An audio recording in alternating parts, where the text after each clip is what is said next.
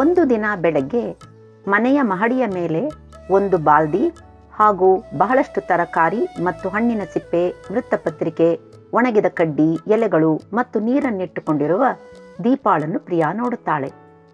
ಈ ಕಸಗಳನ್ನು ನೀನು ಏನು ಮಾಡುತ್ತೀಯಕ್ಕ ಎಂದು ಕೇಳುತ್ತಾಳೆ. ನಾನು ಮಿಶ್ರ ಗೊಬ್ಬರವನ್ನು ತಯಾರಿಸುವ ಮೂಲಕ ಹಸಿರಾಗುತ್ತೇನೆ ಎಂದು ದೀಪ ಉತ್ತರಿಸುತ್ತಾಳೆ.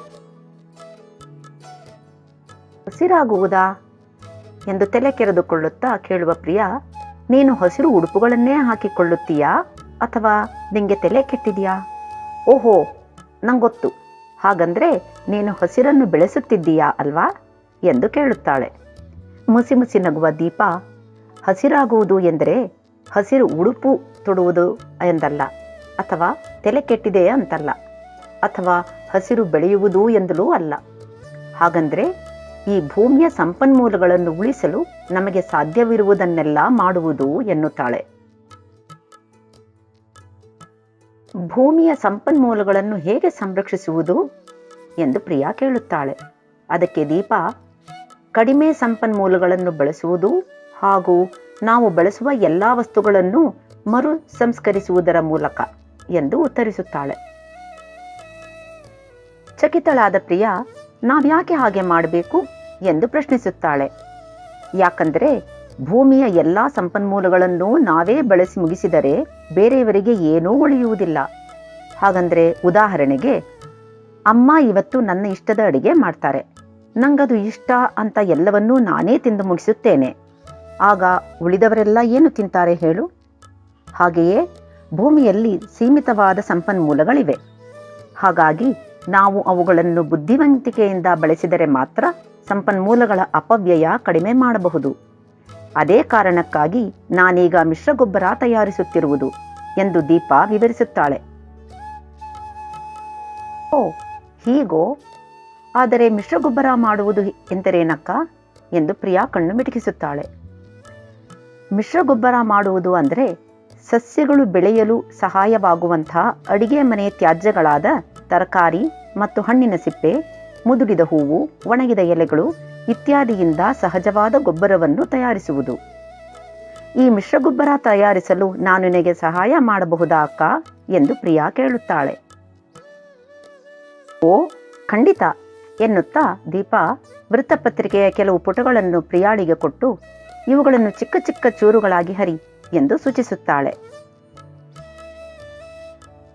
ವೃತ್ತಪತ್ರಿಕೆಯನ್ನು ಹರಿದು ಚೂರು ಮಾಡುತ್ತಲೇ, ಹಸಿರಾಗಲು ಇನ್ನೂ ಏನಾದರೂ ದಾರಿಗಳಿದೆಯಾ ಅಕ್ಕ ಎಂದು ಪ್ರಿಯಾ ಕೇಳುತ್ತಾಳೆ. ಸಹಸ್ರಾರು ದಾರಿಗಳಿವೆ ಎಂದ ದೀಪ, ಉದಾಹರಣೆಗೆ ಕಾಗದ ಮತ್ತು ನೀರನ್ನು ಉಳಿಸುವುದು ಎನ್ನುತ್ತಾಳೆ. ಓಹೋ, ಅದಾದ್ರೆ ನಾನು ಮಾಡಬಲ್ಲೆ.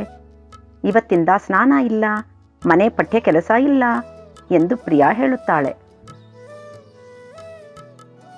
ಹಿ, ಸ್ನಾನ ಮಾಡದಿದ್ರೆ ನೀನು ಕೆಟ್ಟ ವಾಸನೆ ಬರುತ್ತೀಯಷ್ಟೇ. ಮತ್ತೆ ಮನೆ ಪಠ್ಯ ಕೆಲಸ ಮಾಡದಿದ್ದರೆ ನೀನು ಹೇಗೆ ಗಗನಯಾತ್ರೆಯಾಗುತ್ತಿ ಎಂದ ದೀಪ, ಚಿಕ್ಕ ಚೊಕ್ಕ ಸ್ನಾನ ಹಾಗೂ ಕಾಗದದ ಎರಡೂ ಬದಿಯನ್ನು ಬಳಸುವುದು ಉತ್ತಮ ಉಪಾಯ ಎನ್ನುತ್ತಾಳೆ. ಹಾಗೆಯೇ ಅಗತ್ಯವಿದ್ದಾಗ ಮಾತ್ರ ದೀಪವನ್ನು ಉರಿಸುವುದು ಮತ್ತು ನಾವು ಹಲ್ಲುಜ್ಜುವಾಗ ನಲ್ಲಿ ನೀರನ್ನು ನಿಲ್ಲಿಸುವುದು ಅಲ್ವಾ ಎಂದು ಪ್ರಿಯಾ ಕೇಳುತ್ತಾಳೆ. ಈಗ ಸರಿಯಾಗಿ ಹೇಳಿದೆ ನೋಡು ಎಂದ ದೀಪ, ನಾವೆಲ್ಲರೂ ಮಾಡಬಹುದಾಗಿರುವುದು ಇನ್ನೂ ಬೇಕಾದಷ್ಟಿವೆ. ಕೊಳವೆ ನೀರು ಬಳಸುವ ಬದಲು ನಾವು ಮಳೆ ನೀರನ್ನು ಸಂಗ್ರಹಿಸಿ ಬಳಸಬಹುದು. ನಮಗೆ ಸರಿ ಹೊಂದದ ಗಾತ್ರದ ಬಟ್ಟೆಗಳನ್ನು ನಮಗಿಂತ ಚಿಕ್ಕವರಿಗೆ ಹಾಕಿಕೊಳ್ಳಲು ಕೊಡಬಹುದು. ನಾನು ಈ ಅಂಗಿಯನ್ನು ನಿಂಗೆ ಕೊಟ್ಟಿದ್ದೇನಲ್ವಾ, ಹಾಗೆ ಎನ್ನುತ್ತಾಳೆ. ಅದಕ್ಕೆ ಅಮ್ಮ ಮಾಡುವ ಹಾಗೆ ಹಳೆಯ ಬಟ್ಟೆಗಳನ್ನು ಒರೆಸಲು ಬಳಸುವುದು ಅಥವಾ ಬಟ್ಟೆಯ ಚೀಲವನ್ನು ಮಾಡುವುದು ಎಂದು ಪ್ರಿಯಾ ಸೇರಿಸುತ್ತಾಳೆ. ಹೌದು ಎಂದು ಉದ್ಗರಿಸುತ್ತಾ ದೀಪ ಸಂರಕ್ಷಿಸಲು ನಾವು ಯಾವಾಗಲೂ ಹೊಸ ಹೊಸ ದಾರಿಗಳನ್ನು ಯೋಚಿಸಬಹುದು. ಆದರೆ ನಮ್ಮ ಸುತ್ತಮುತ್ತಲಿನ ಎಲ್ಲರಿಗೂ ಹಸಿರಾಗಲು ಹೇಳಿ ಹಸಿರೇ ಉಸಿರು ಎಂಬುದನ್ನು ಕೂಡ ನೆನಪಿಸುತ್ತಿರಬೇಕು. ನಾವೆಲ್ಲರೂ ಹಸಿರಾದರೆ ನಮ್ಮ ಈ ರಮ್ಯವಾದ ಗ್ರಹವನ್ನು ಉಳಿಸಬಹುದು.